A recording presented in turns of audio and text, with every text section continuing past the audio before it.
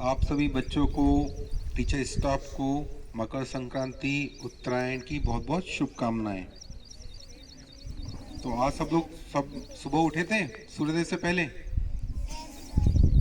तो ऐसा कहा जाता है कि सूर्योदय के पहले उठना चाहिए, स्नान करना चाहिए, साथ में उकटन होता है, कहते तिल्ली का, उसमें उड़द की दाल से 2-3 चीज़ें मिक्स करके एक उपटन बनता है, उससे शरीर को साफ करना चाहिए, ठीक है ना।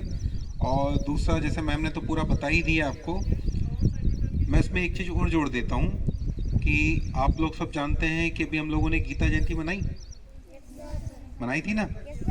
तो गीता जयंती क्यों मनाई थी हमने? क्योंकि उस दिन श्री कृष्ण ने अर्जुन को क्या बताया था? गीता का ज्ञान बताया था। और कहाँ पे बताया था? कहाँ बताया था? युद्ध के मैदान में। मतलब महाभारत का युद्ध उस समय से चालू हुआ। तो उस बीच में युद्ध चालू होने के बाद उसमें एक योद्धा थे जिनका नाम था भीष्म पितामह। क्या नाम था? जब उनको अर्जुन ने मारा तो काय की शैया पे उनको सुला दिया, मालूम है आपको? बाणों की सैया पे।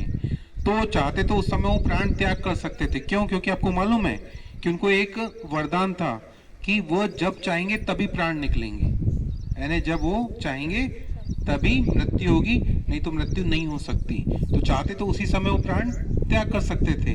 पर उस समय क्या चल रहा था? दक्षिणायन। क्या चल रहा था? दक्षिणायन।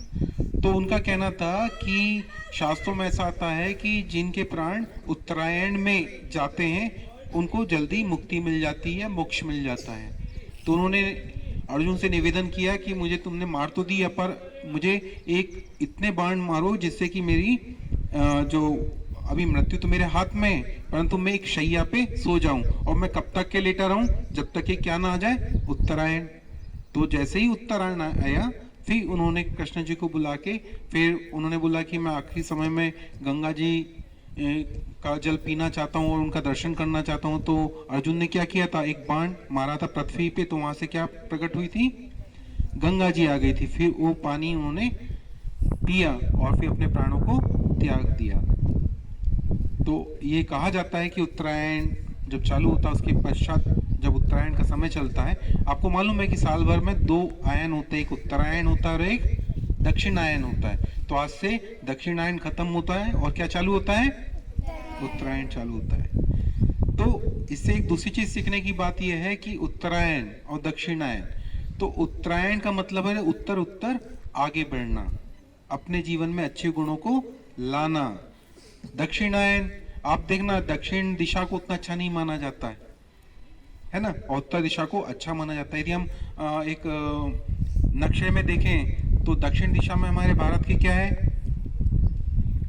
श्रीलंका है। क्या है? वहां पे कौन था? रावण रहता था।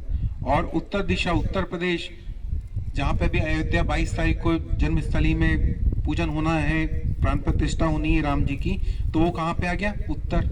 तो उत्तर दिशा में सद्गुण और दक्षिण दिशा में दुर्गुण।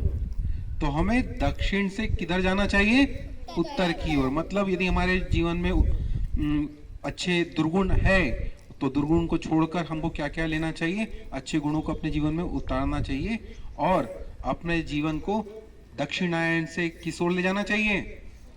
उत्तरायण की तरफ, यानी निम्न से उच्च की ओर हमको जाना चाहिए। हमारे जीवन का भी उद्देश्य ही है कि हम अज्ञानता में रहते हैं, जब हमारा जन्म रहता है धीरे धीरे हम ज्ञान लेते जाते हैं, और जब आध्यात्मिक ज्ञान लेते हैं तो हमारा जीवन कैसा होने लगता है? उत्तरायण की ओर जाने लगता है। तो ये त्योहार भी हमें बंधन से मोक्ष की तरफ ले जाने का एक संकेत करता है। ठीक है, तो पुनः आप सभी को उत्तरायण की, मकर संक्रांति की बहुत बहुत शुभकामनाएं। धन्यवाद।